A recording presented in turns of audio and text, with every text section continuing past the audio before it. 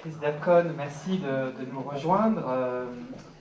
Je pense que je vais vous présenter quand même parce que tout le monde ne vous connaît pas, même si vous êtes très célèbre. Vous avez commencé une carrière de critique d'art, mais très vite vous avez été en charge de grandes institutions, PS1 à New York, et puis Rotterdam, et puis le musée Boijmans van Beuningen, un musée tout à fait, collection absolument sublime. Vous êtes arrivé ensuite à l'Osterkunst à Munich, un centre d'art qui est dans un lieu marqué par l'histoire, que vous avez brillamment animé. Puis ça a été la Tate moderne, que vous avez dirigée pendant plusieurs années.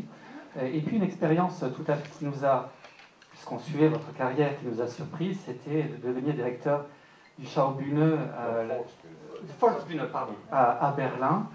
Donc un théâtre d'avant-garde qui dénotait déjà un pas de côté tout à fait considérable.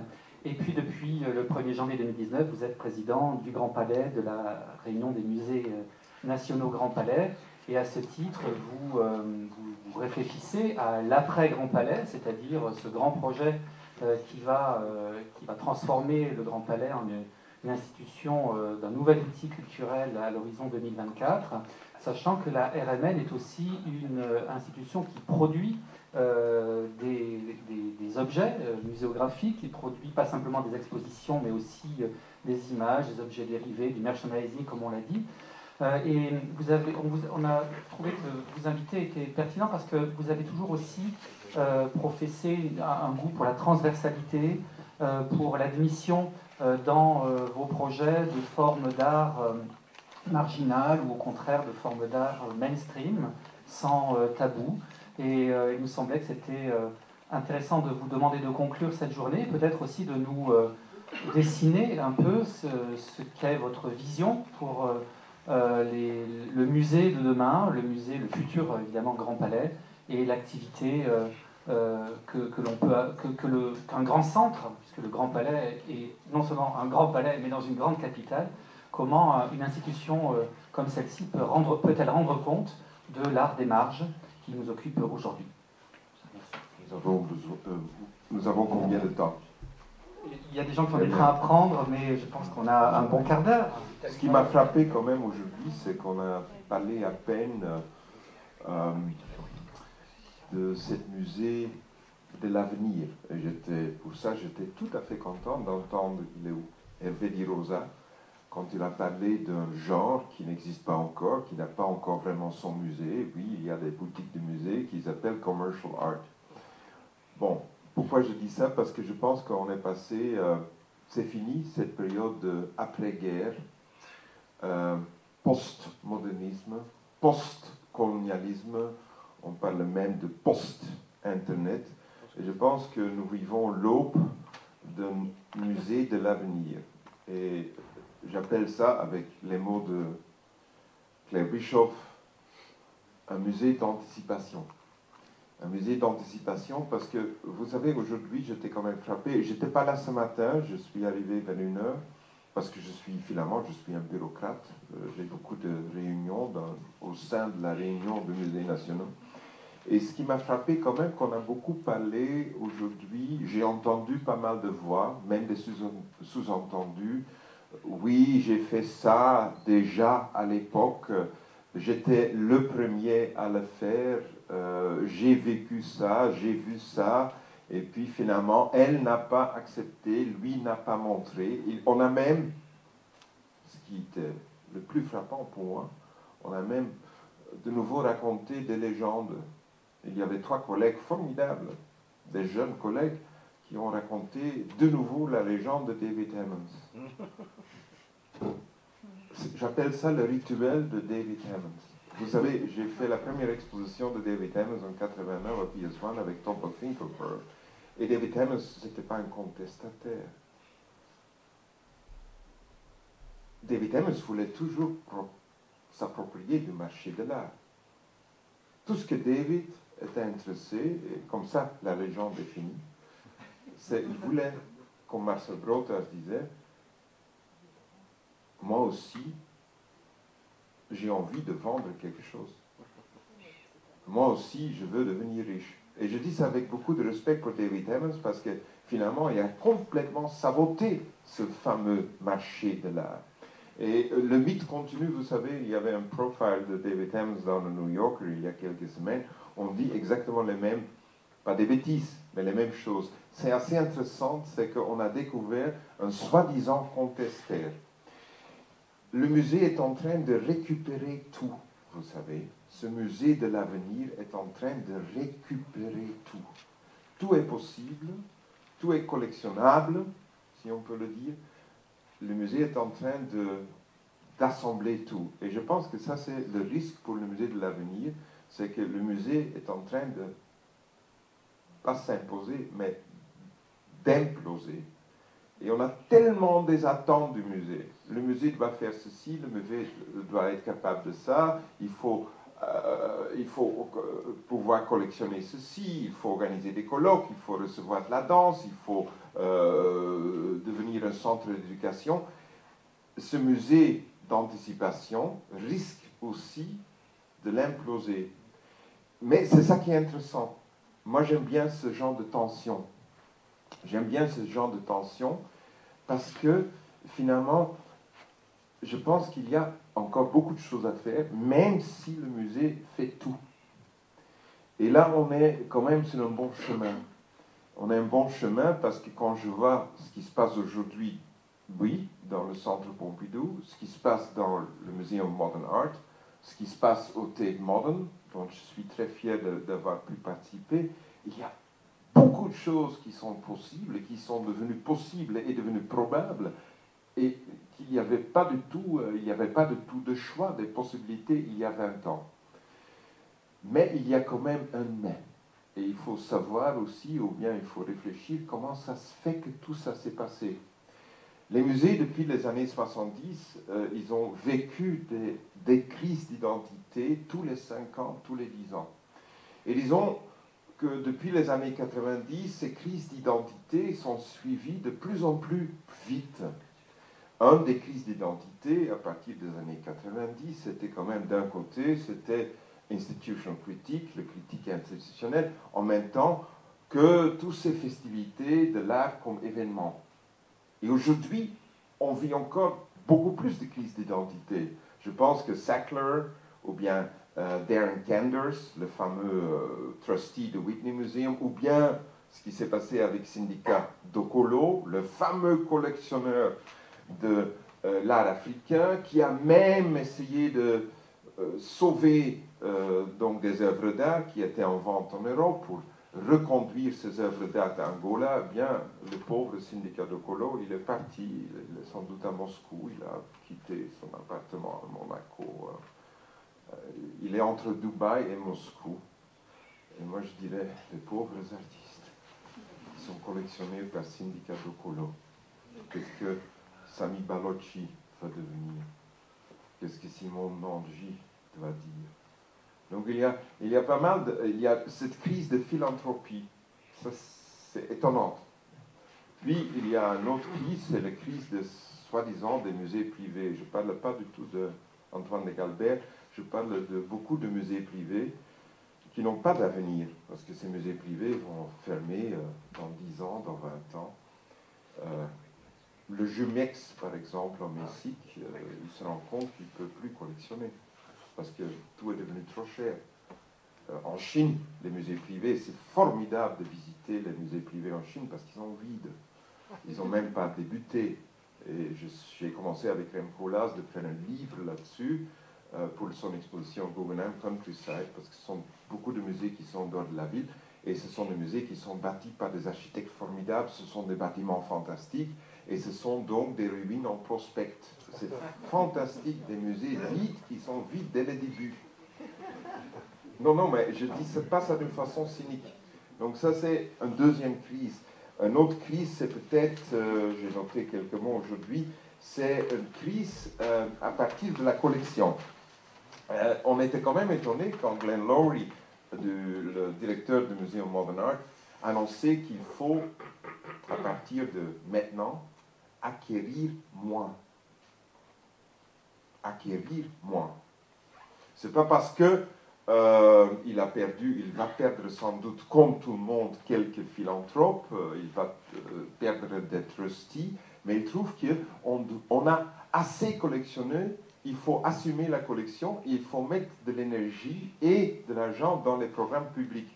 Et sur une micro-échelle, c'était exactement la même chose que Alistair Huston a raconté à l'époque, il y a quelques mois, au Centre Pompidou, dans le colloque sur les musées et l'Europe. Alistair Hudson qui disait, écoute, je ne veux plus collectionner, c'est le directeur de Manchester Art Gallery, mais je veux produire de la culture. Bon, donc il y a de plus en plus des crises d'identité, et ce sont des crises d'identité que je trouve tout à fait positives. Ce que je trouve aussi positif, et c'est ça que j'ai quand même entendu aujourd'hui, c'est qu'avec toutes ces crises d'identité, à partir de 2000, il y a une génération des jeunes conservateurs, des conservateurs en chef et même des directeurs du musée qui sont arrivés sur la plateforme, qui ont pris des responsabilités en Allemagne, en Autriche, en Angleterre, qui sont des générations qui viennent des projets indépendants. Parfois, ils étaient des conservateurs freelance. Ce sont des gens qui ont dirigé des Kunsthalle, ce sont des gens qui ont dirigé des biennales. Ils venaient de notre plateforme, ils ne font pas partie du corps des conservateurs qui, à la fin de leur carrière, deviennent inspecteurs généraux et donc ils ne font plus rien. Ce sont des jeunes conservateurs qui sont là, qui dirigent maintenant les musées et qui sont venus d'un milieu dans lequel l'art participatif, des activités sociales, des activités avec le public, la puissance du numérique étaient devenus complètement normaux. Et je vois ça partout. C'est quelque chose de formidable. Deuxième chose, ce que je trouve aussi positif, c'est qu'à partir de 2008, la grande crise économique, qu'est-ce qu'on a vu? On a vu que les collections, même si on achète moins, les collections ont radicalement changé. Et là, je dois vous raconter un tabou, et j'espère que vous ne l'avez pas hurlé. C'est une des raisons pour laquelle moi, étant directeur de Tate Modern, a commencé à collectionner des femmes, et surtout des older woman artists, donc de OWAs, pas YBAs, mais de OWAs. Une des raisons pourquoi on a commencé des médiums comme le textile, une des raisons pourquoi on a commencé à collectionner Video Art de Colombie, c'est parce que ça ne coûtait rien du tout. Il y a des raisons socio-économiques pour ce changement aussi. Et je sais que ça reste un tabou. Ça reste tout à fait un tabou, mais il faut le dire. Parce que moi, j'ai dû faire le calcul. J'ai dû envoyer mes conservateurs en disant, écoute, est-ce que tu ne peux pas aller dans les montagnes à côté de Torino pour aller voir Carorama, parce que c'est encore, on peut encore l'acheter. Et il faut aller vite, parce que sinon, Hauser Wirth va venir. Il faut aller vite en Brésil, parce que sinon, David Werner et Lucas Werner vont venir. Et effectivement, ils sont tous venus 2 semaines après. Et puis, on ne pouvait plus acheter. Mais donc, il faut aussi regarder ces facteurs socio-économiques. Il ne faut pas cacher ça. Quand je parle de cacher, on a parlé aujourd'hui du fait qu'il y a l'interdisciplinarité, qu'on collectionne beaucoup de domaines qu'on n'a jamais collectionnés. Il ne faut quand même pas oublier un article formidable. En 1996, il y a Hal Foster qui écrit un article qui s'appelle The Archive Without a Museum, l'archive sans le musée. Et qu'est-ce qu'il fait? Il analyse une couverture de Artforum. Qu'est-ce qu'on voit sur cette couverture de Artforum? Et là, je parle de 1994. On voit des images de lingerie de Calvin Klein. On voit cette femme superbe blonde de Courtney Love. On voit le Cité de la musique de Christian de Portzamparc. On voit évidemment Gilbert and George. On voit un tableau de Mondrian, le fameux Boogie Woogie. On voit Gerhard Richter. Mais on voit aussi le visage, la tête de Remco Las. Et on voit même les têtes de ces actrices formidables anglaises qui ont joué à l'époque Absolutely Fab. La télévision, la mode, l'architecture, la musique, les arts plastiques anciens et aujourd'hui. Et ce que Hal Foster dit, voilà, l'art est en train de se cacher fait cache-cache derrière son antithèse. On vit aujourd'hui une époque d'un fétichisme anthropomorphique. C'est ce qui était formidable, c'est qu'à cette époque-là, on sentait quelque chose que le public était en train d'exiger ou bien de jouer ses droits interactifs. C'est le public qui voulait que ces codes binaires, art et musique, art et architecture, art et porno, art et design, art et textile, art et architecture, c'est le public qui exigeait ça, parce que le public était en train de vivre un espace muséographique presque virtuel. Et en même temps, il y a un article de Mark Sanchez qui apparaît dans le Wire. Et dans le Wire, Mark Sanchez dit, aujourd'hui, avec ces tablettes, avec notre pouce, on est en train de changer complètement ce terrain, ce qui est la culture. Vous avez Bruno Gilvaux, c'est pour moi un héros de ce musée d'anticipation, qui est le directeur du Palais des Beaux-Arts de Lille.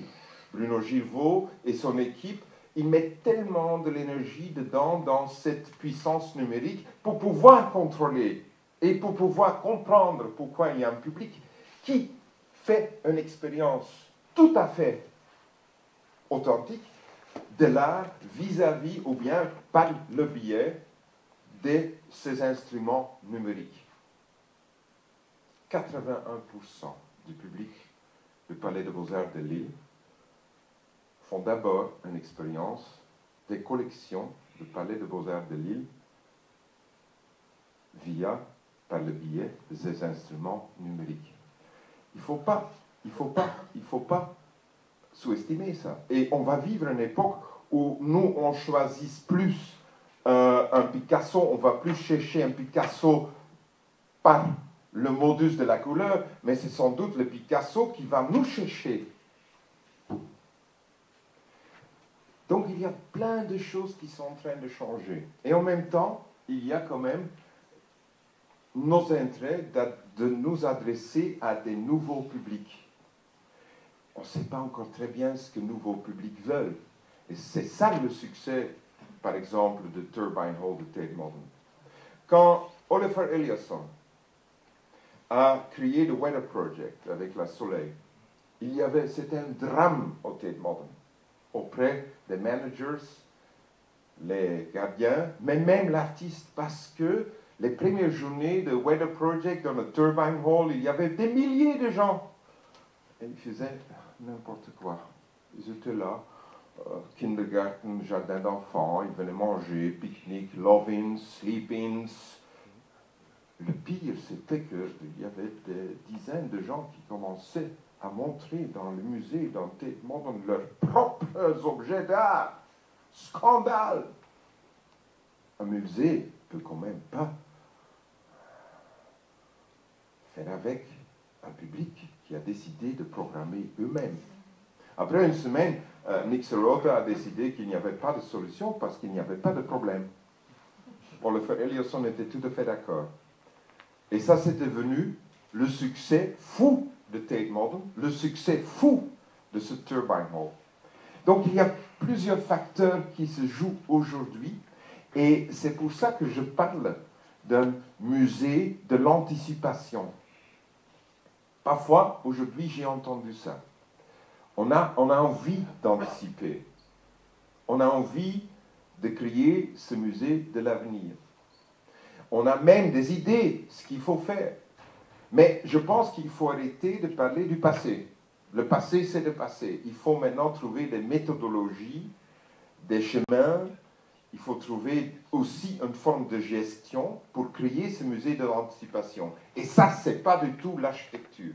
Je dis partout, et je donne beaucoup de cours d'architecture, et je suis dans des jurys d'architecture, je dis toujours que l'extension du musée, de bâtir un nouveau musée, c'est la toute dernière option après que toutes les autres options sont étudiées. C'est quoi la première option à étudier? C'est l'organisation du musée. Et c'est là qu'il faut encore faire beaucoup de choses. Comment on s'organise? C'est quoi un directeur? C'est quoi un directeur général, secrétaire général? C'est quoi le rôle des conservateurs, la conservatrice en chef? Et comment on va parler avec ces collectionneurs privés qui ont créé des musées privés et qui se rendent compte que, bon, il y a sans doute la divorce, il y a des enfants malheureux. Comment on peut travailler avec ces collectionneurs privés? Et je pense que ça, c'est quelque chose, c'est un travail à faire. Parce que, il ne faut pas oublier, tout est achetable. Le succès de tous ces produits dont on parlait aujourd'hui, c'est parce que les galeries, les collectionneurs privés, ils ont envie d'acheter tout. Ils sont en train de regarder ou bien ils ont besoin des nouveaux produits. Donc si je vois Homophobie tue, ce banderole de 2003, moi je connais 3 collectionneurs privés qui ont envie de l'acheter. J'étais même contacté par un collectionneur privé qui collectionne de industrial design, le meilleur. Il me disait, écoute, les Français sont quand même incroyables. Sur tous les ronds-points en France, il y a du Bernard Venet. C'est bidon, non, c'est chiant. Et vous savez, il m'a contacté parce que, on the first page, sur la première page de New York Times, il y a 3 semaines, il y avait une photo en couleur du bric-à-brac des bâtiments en bois, des barbecues sur les ronds-points. Pas à Paris, à Toulouse, à Perpignan. Et ce collectionneur qui collectionne Industrial Design, avec qui j'avais travaillé déjà avec Jeremy Deller et acheté des banderoles des manifestations contre la guerre en Irak à Londres, il m'a dit, écoute, ça se vend combien? Et puis je dis, oh là, j'ai tout de suite téléphoné Marie-Christine Labourdette, je dis, Marie-Christine, il y a des Américains qui veulent commencer à acheter le bric-à-brac des gilets jaunes sur les ronds-points, ils ont lu ça dans le New York Times. Même Tristan Hunt de Vianney était plus intéressé que le musée des arts décoratifs, le centre Pompidou, le mobilier national. Donc j'ai téléphoné le mobilier national en disant, écoute mes amis, il faut se réveiller, il faut se réveiller. Oui, mais il faut quand même d'abord discuter. Discuter. Voilà. On discute, on parle de tout et de rien. Tout est collectionnable. À tout, il y a tout pour avoir pour un prix. Il ne faut pas sous-estimer ce pouvoir de soi-disant marché de l'art. Et il y a beaucoup de gens avec beaucoup de liquide qui ont envie d'acheter beaucoup de choses. Et il faut aussi faire attention, et c'est pour cela qu'on a besoin des musées d'anticipation, que par exemple, le monde de la mode est en train de nous manger. Vous avez parlé de contestation art, de protest art, de l'art de contestation. Vous savez qui est maintenant l'héroïne de Dior, c'est Judy Chicago, l'artiste féministe par excellence. Elle travaille pour Christian Dior.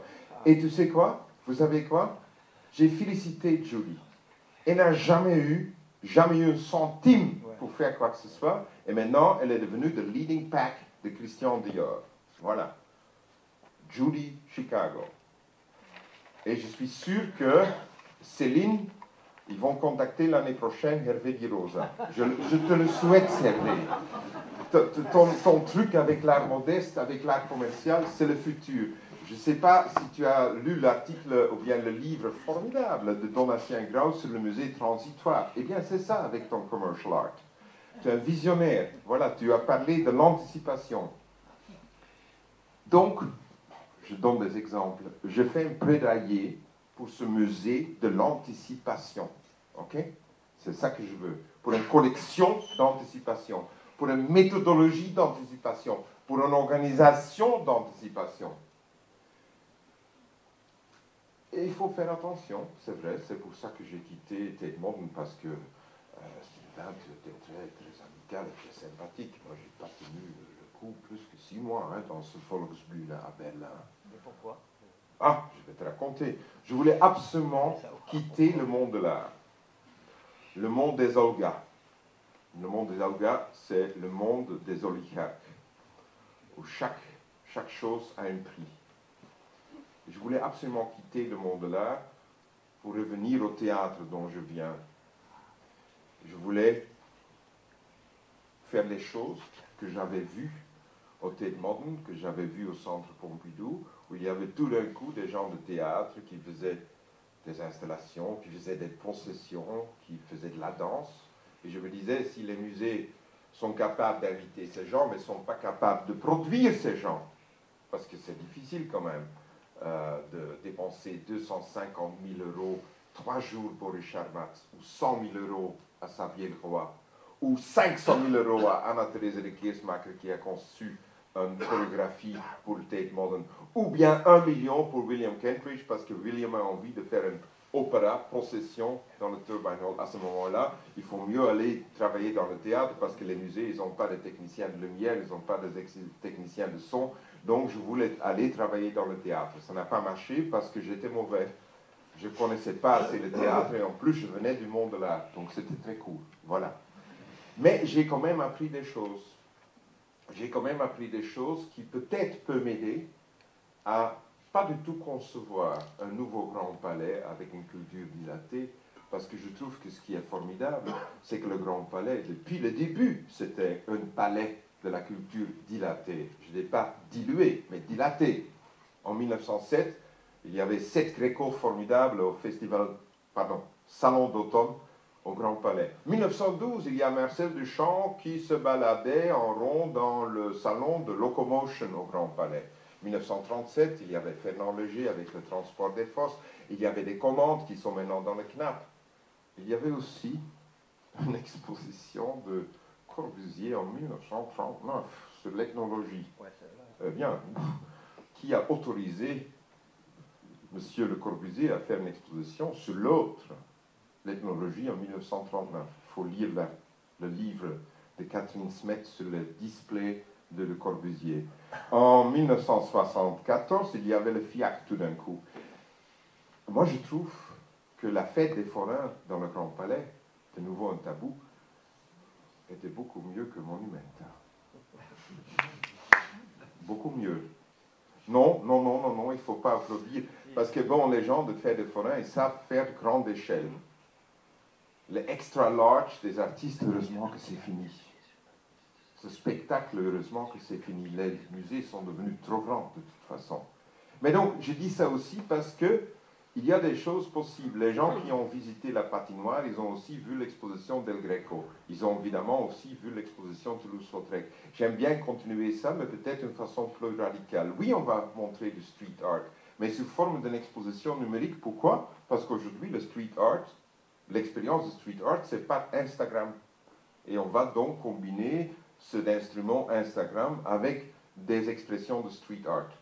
Oui, on va de nouveau montrer des œuvres qui n'étaient pas visibles depuis longtemps, parce qu'on dit toujours que le Grand Palais était ouvert avec une exposition 66 hommage à Picasso. Ce n'est pas du tout vrai, c'est un mensonge. La première exposition au Grand Palais, c'était l'Art Nègre, une exposition dérivée du festival Art Nègre qui est tenu simultanément au musée Dynamique à Dakar. Donc on va revisiter avec Koyo Koyo à la base de la recherche de Okwi Weser, parce qu'Okwi voulait faire cette exposition Haus der Kunst. On va revisiter, pas reconstruire, on va revisiter l'exposition Art Nègre de 66. Ça va être la première exposition de Nouveau Grand Palais. Oui, on va travailler sur les collections fantastiques d'industrial design en France. La plus grande collection d'industrial design public, c'est en France. Ce n'est pas du tout MoMA, ce n'est pas du tout le Vianney, c'est en France. Voilà, ça sont quelques exemples. Et on va continuer avec, évidemment, des artistes qui n'étaient pas reconnus. Je travaille pour le moment sur une exposition d'Antonio Lopez. Je ne sais pas si vous connaissez Antonio Lopez. Il y a Man Ray et la mode. C'est Man Ray qui a changé complètement la publicité pour la mode dans les années 20 et 30. Eh bien, c'est Antonio Lopez qui l'a complètement changé, fin des années 60, jusqu'à la fin, quand il était mort de sida, la fin des années 70. Donc, ça sont des expositions qu'on prépare, et ce n'est pas une question que je veux initier quoi que ce soit. Non, je veux continuer cette idée du Grand Palais.